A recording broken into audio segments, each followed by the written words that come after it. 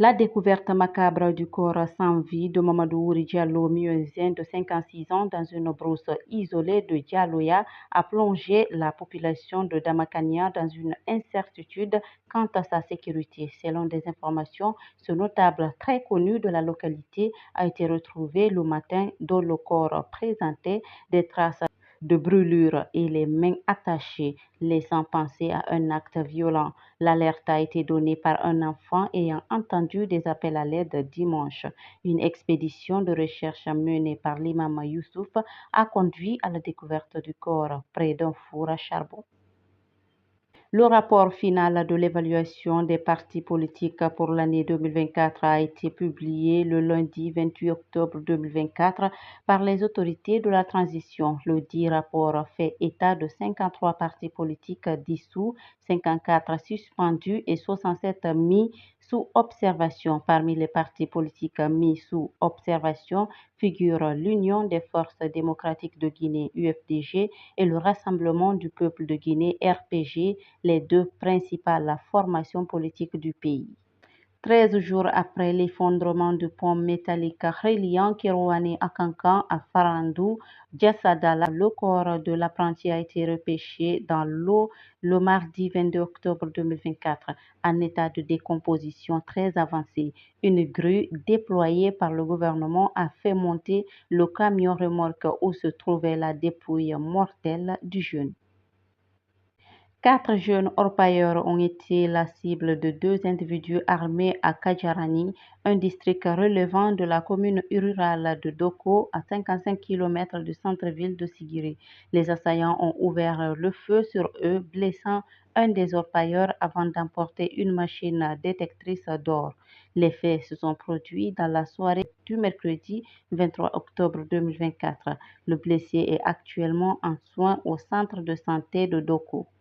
Une jeune fille a été interpellée le jeudi 24 octobre 2024 par les services de sécurité et conduite à l'hôpital préfectoral de Sigiri après avoir passé plusieurs heures avec son nouveau-né décédé.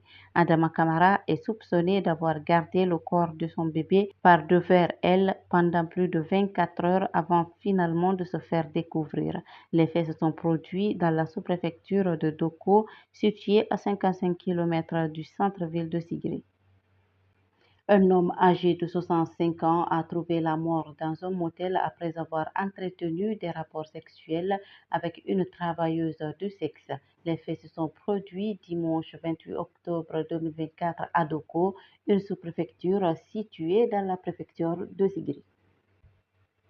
Après la publication des résultats d'évaluation des partis politiques, le RPG Arc-en-Ciel a été placé dans le lot des structures politiques mises en observation par le ministère de l'Administration du territoire et de la décentralisation MATD, le parti du professeur Alpha Condé qui a dirigé la Guinée de 2010 jusqu'au 5 septembre 2021 avant de se faire renverser par les armes, dit être surpris et étonné d'être mis en observation. Selon le parti, les 10 ans passés au pouvoir devraient absoudre le parti de toute formalité pouvant entacher sa crédibilité.